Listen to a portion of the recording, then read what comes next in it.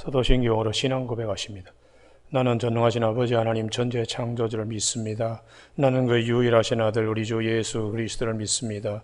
그는 성령으로 잉태되어 동정녀 마리아에게서 나시고 본디오 빌라도에게 고난을 받아 십자가에 못 박혀 죽으시고 장사된 지 사흘 만에 죽은 자 가운데서 다시 살아나셨으며 하늘에 오르시어 전능하신 아버지 하나님 우편에 앉아 계시다가 거기로부터 살아있는 자와 죽은 자를 심판하러 오십니다. 나는 성령을 믿으며 거룩한 공교회와 성도의 교제와 죄를 용서받는 것과 몸의 부활과 영생을 믿습니다. 아멘. 오늘 아침에 하나님께서 우리 모두에게 주시는 생명과 진리의 말씀은 마태복음 5장 1절에서 3절까지 말씀입니다. 마태복음 5장 1절에서 3절까지 같이 합독하십니다. 시작.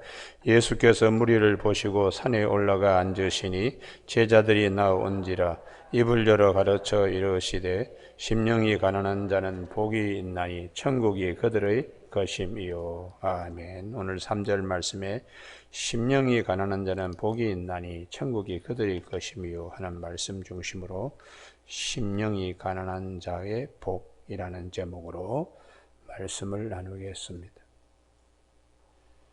주님이 오셔서 회개하라 천국이 가까웠느니라. 그때 돌아서라. 하나님의 나라가 우리 바로 코앞에 와 있다. 그래서 생명의 빛으로 오신 예수 그리스도 앞으로 우리가 돌아서는 것이 영적으로 큰 축복이라고 마태복음 4장에서 말씀을 같이 나눈 바 있습니다. 그래서 제자들이 예수님 앞으로 다 이렇게 삶을 돌아서는, 배도 버리고 그물도 버리고 부침도 버리는 돌아서는 제자들의 삶이 얼마나 복된 것인가. 그리고 모든 진리의 말씀도 회당에서 가르칠 때 사람의 교훈으로, 장로들의 전통으로 가르치지 아니하고 정말 주님이 오셔서 하늘의 것으로 우리를 먹이시고 또 우리로 하여금 은혜를 입혀주시는, 다 주님 앞으로 돌아서게 이렇게 회당에서 가르치시고 복음을 전파하시고 각종 병든 자들을 다 고치시는 이런 이제 축복 가운데 많은 무리들이 예수님 앞으로 돌아왔다. 그리고 이제 5장에 예수님께서 무리를 보시고 산에 올라가 앉으시니, 이 무리는 예수님 앞으로 돌아온 자들입니다. 생명의 빛 되신 예수님 앞으로 돌아온 자들에게 주님이 말씀을 이제 하시는 것인데요. 산에 올라가 앉으니 제자들이 나온지라. 우리가 이 누가복음 6장에도 이 본문 말씀과 같은 내용들, 산상순, 팔복에 대한 말씀을 하시는데 누가복음 6장 17절에서는 평지에서 말씀하시는 것으로 되어 있습니다. 그래서 마태복음 5장과 누가복음 17장에 예수께서 그들과 함께 내려오사 평지에 서시니 그 제자의 많은 무리와 예수의 말씀도 듣고 병고침을 받으려고, 그래서 20절에 눈을 들어 제자들에게 이르시되 너희 가난한 자는 복이 있나니 하나님의 나라가 너희 것임이라고 누가복음 6장에서는 평지에 서시니, 그래서 우리가 마태복음은 산에서 올라가 앉으시고, 이 차이가 어떤 차이인가? 이것은 같은 지역인데도 멀리서 보면 산에서 올라가시는 것처럼 보이지만 가까이 그 예수님께서 산상수훈했던 곳에, 갈릴리 바다 옆에 거기에 가보면 평평한 또 곳이기도 합니다.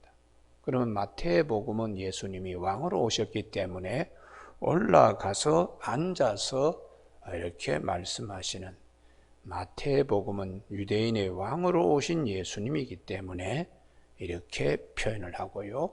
누가복음은 사람복음입니다. 사람복음으로 우리와 똑같이 사람이 되신, 그래서 평지에 서시니의 차이가 있습니다.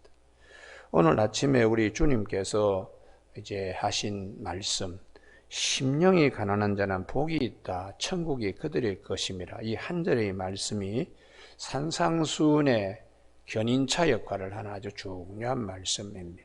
첫 번째는 하나님이 감추어 두신 복을 발견하는 자가 되라는 말씀입니다.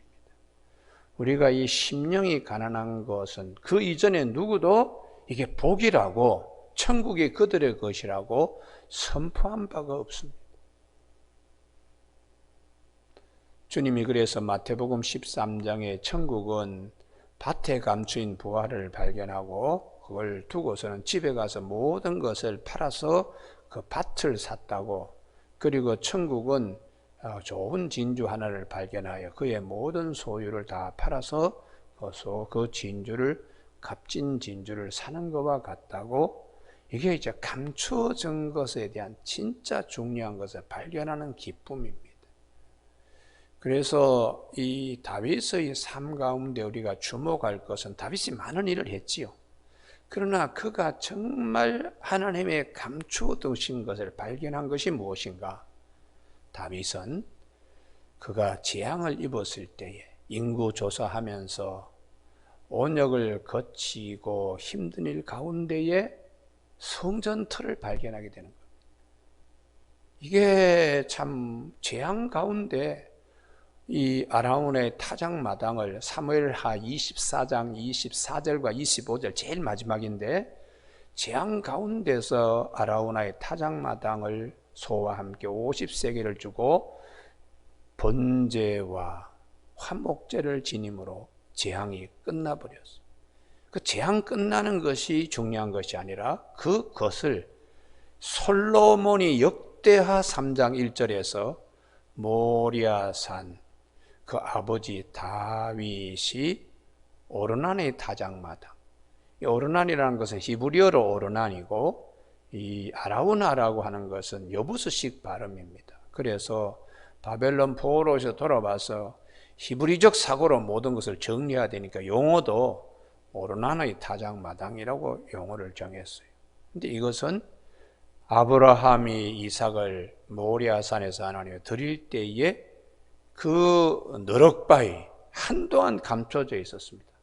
그래서 여부수의 농사꾼들이 그냥 타작을 하는 마당으로 툭 도리깨질 하던 그런 마당인데, 다윗이 그 성전터로, 솔로몬이 성전 짓는 데의 성전터로, 이게 다윗의 삶 가운데 가장 큰 축복입니다. 그래서 솔로몬이 그 터 위에 하나님의 성소를 지었다. 이게 이제 성경 전체에 우리에게 주시는 말씀인데, 감추어 두신 귀한 것, 오늘 아침에 주님께서 심령이 가난한 자의 복을, 이게 우리에게는 얼마나 중요한 것. 다윗이 성전터가 되게 발견하는 것 이상으로 우리에게는 대단히 중요한 말씀입니다.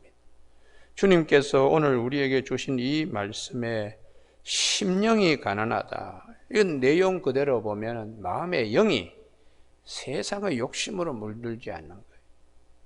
심령이 가난한 자. 그래서 다윗이 바세바를 범하고 나단 선지자의 지적을 받았을 때가 회개했던 고백이 10편 51편에 하나님이여 내 속에 정한 마음을 창조하시고 내 안에 정직한 영을 새롭게 하소서. 나를 주 앞에서 쫓아내지 마시며 주의 성령을 내게서 거두지 마소서. 죄 중에 내가 어머니의 모태에서 죄 중에 태어났는데 그 죄의 욕심으로 내 마음이 그냥 가득 찼던 그 순간을 아주 구구절절히 회개하는 겁니다. 그러면서 심령이 가난하게 되기를 다윗은 하나님께 기도했어요. 여러분, 우리가 그래서 사도 바울은 로마서 6장 13절에 우리의 마음의 영이 죄에게 불의의 무기로 드리면 안 된다.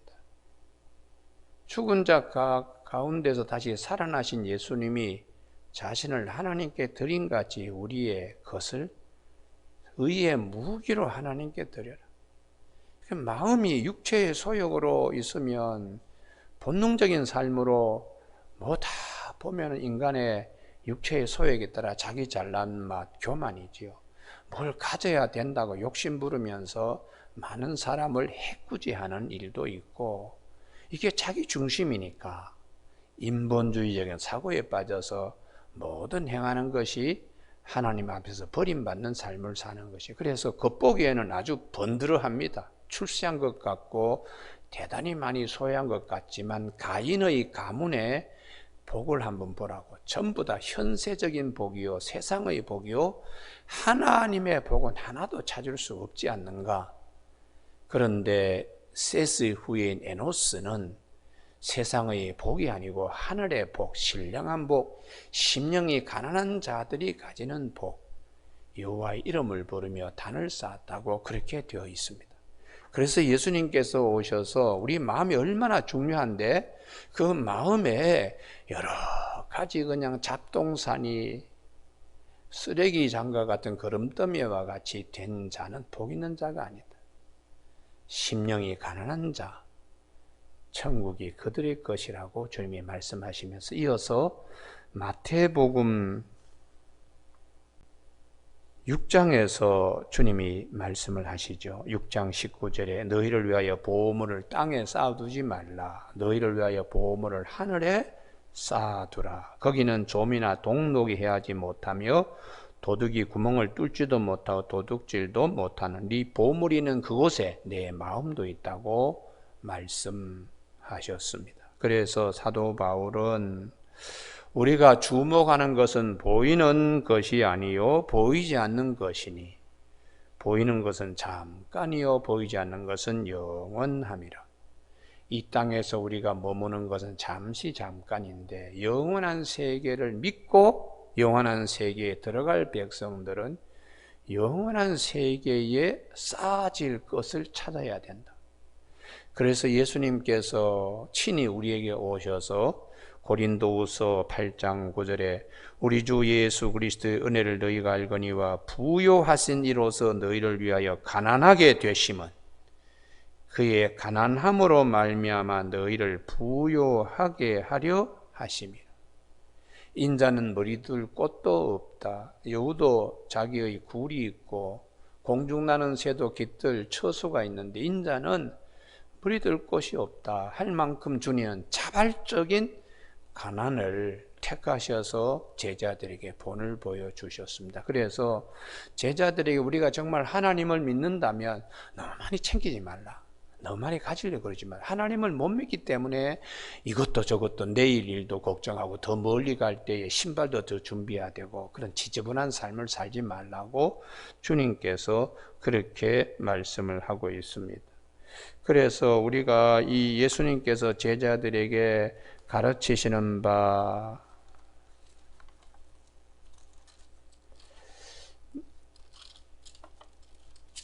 마태복음 10장 9절 너희는 전대에 금이나 은이나 동을 가지지 말고 여행을 위하여 배낭이나 두벌옷이나 신이나 지팡이를 가지지 말라. 이렇게 심령이 가난한 자로서의 삶의 모습을 주님은 구체적으로 제자들에게 일러주셨습니다.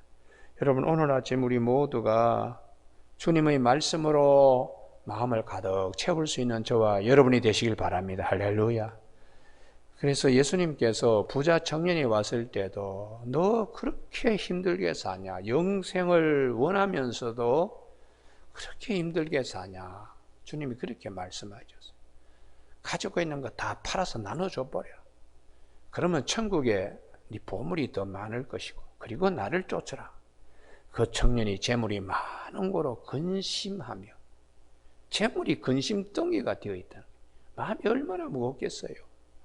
재물이 너 마음에 그렇게 근심덩이가 되어 필요가 있느냐. 그 청년이 재물이 많은 거로 근심하며 예수님을 떠났다고, 생명의 빛으로 오시는 예수님을 등지고 갔다고 회개할 줄 몰랐다는 것이죠. 그래서 주님께서 제자들에게 잔잔한 여운을 일으키는 말씀을 하셨습니다. 제자들의 마음을 찻잔 삼아서 폭풍과 태풍이 일어나는 말씀을 하셨어요. 그 마음속에 부자가 천국 들어가는 것이 낙타가 바늘구멍 들어가면 참 힘들겠구나. 청년을 두고 하는 말이죠. 마음에 그렇게 근심 걱정 많이 저렇게 살다가 청년이 곧 머리가 센 백발이 되는 노인이 금방 되는데 그 인생을 모르고 저렇게 사냐. 그때의 제자들이 깜짝 놀랐어. 우린 다 버리고 주님을 떠나서 따라 사는데 누가 그러면 주님 말씀대로 천국에 들어갈 사람이 있습니까? 하나님은 다 하실 수가 있다.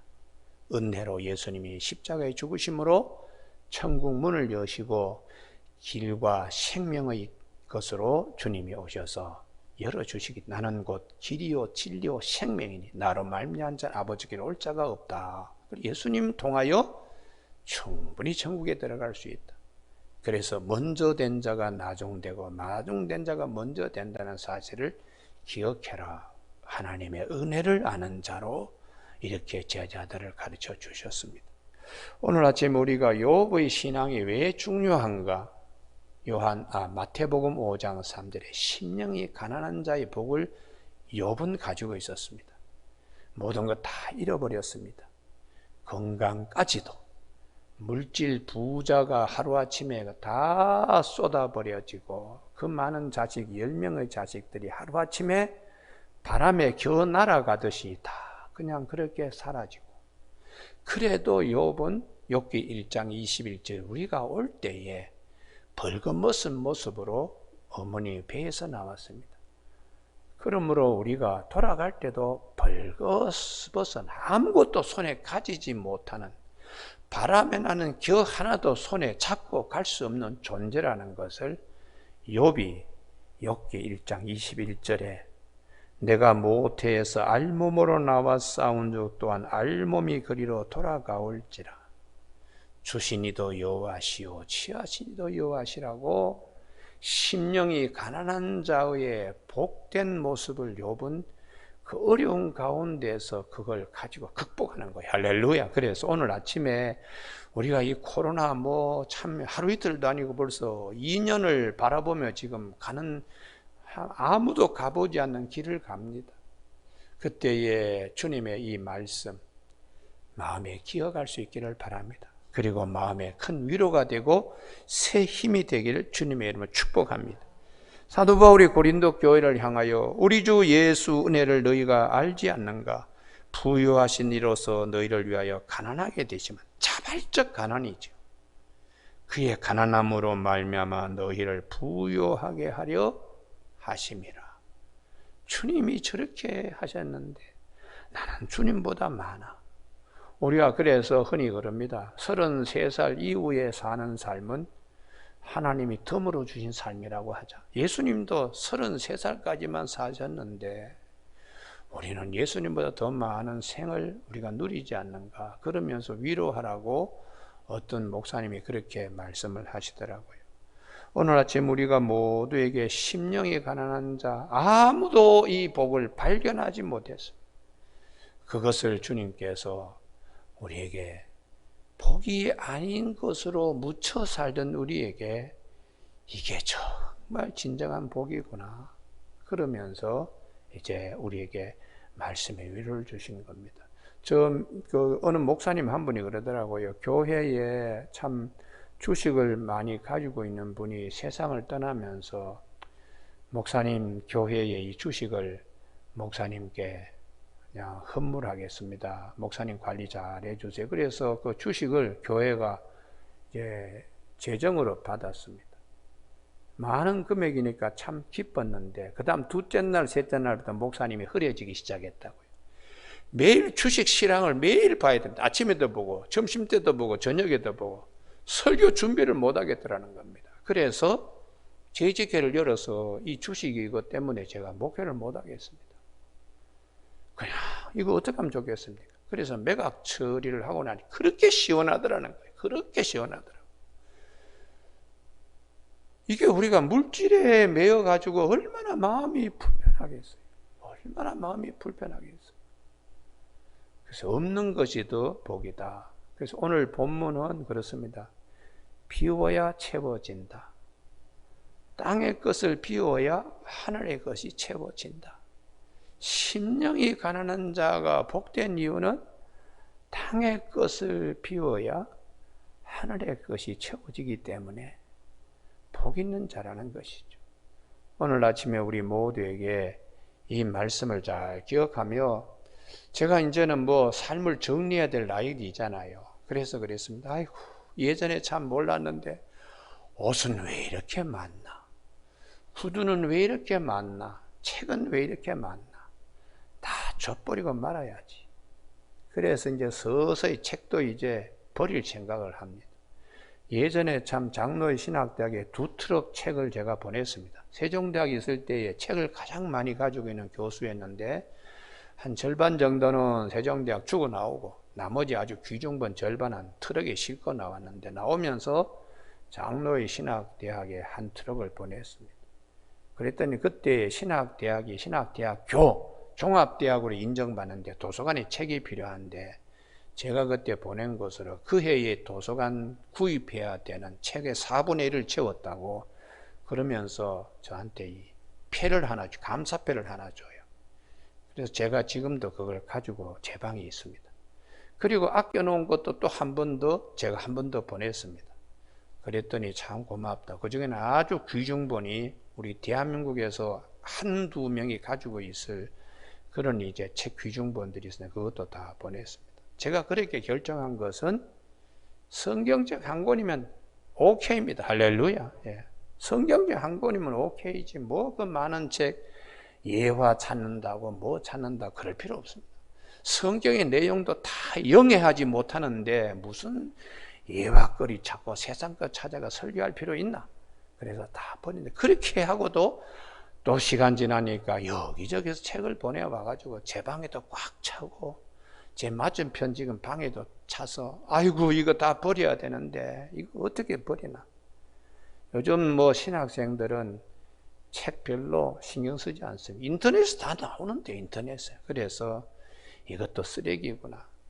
오직 참 비워야 하늘의 것을 채울 수 있다. 이런 걸 늦깎이로 깨닫게 되었습니다. 옷도 한두 벌이면 그냥 끝납니다. 많은 옷, 많은 넥타이. 그래서 제가 넥타이를 매지 않습니다. 넥타이 아주 편하더라고요. 넥타이를 매니까 또 넥타이 선물한 교우들이, 목사님이 내가 선물한 넥타이를 오늘 매지 않나 이렇게 보시는 거 눈에 보면 압니다. 그래서 아이고 이 더운데 넥타이 무슨 필요 있나. 그러고는 그분이 이제 주일날 한번 보시라고 간혹 이제 한번 매고 나오는데, 저에게는 불편합니다. 저에게는 불편해서 넥타이도 다 줘버리고 협대도 다 줘버리고 구두도 다 줘버려야 되는 날이, 금방 어제가 청년이었는데 오늘 머리가 허연 목사가 이제 은퇴를 앞두는 나이가 되었습니다. 여러분, 우리가 이제 머지않고 천국에 갑니다. 우리가 세상의 것을 비우고 하늘의 것으로 채우는 축복을 주님께서 오늘 우리에게 일러주고 있습니다. 보이는 것은 잠깐이지만 보이지 않는 것은 영원함입니다. 영원한 세계를 향하여 우리가 믿음의 걸음으로 순례하는 저와 여러분이 되시는 아침 되기를 주님의 이름으로 축복합니다. 기도하시겠습니다. 하나님 아버지, 심령이 가난한 자는 복이 있다고, 천국이 그들의 것임이라고, 이 말씀을 잘 기억하여 주님께서 부유하신 이로써 자발적으로 가난하게 되시면 당신의 가난하심으로 우리를 부유하게 하려 하심이라고 고린도 후서에서 말씀하신 대로 오늘도 주님의 진리의 말씀을 잘 마음에 새겨서 우리의 마음이 주님이 주시는 평화, 주님이 주시는 평안, 주님이 주시는 평강으로 충만한 하루가 되도록 도와주시길 원하옵고 예수님의 이름으로 기도드립니다. 아멘. 하늘에 계신 우리 아버지의 이름을 거룩하게 하시며 아버지의 나라가 오게 하시며 아버지의 뜻이 하늘에서와 같이 땅에서도 이루어지게 하소서. 오늘 우리에게 이루어질 양식을 주시고 우리가 우리에게 잘못한 사람을 용서하여 준 것 같이 우리 죄를 용서하여 주시고 우리를 시험에 빠지지 않게 하시고 악에서 구하소서. 나라와 권능과 영광이 영원히 아버지의 것입니다.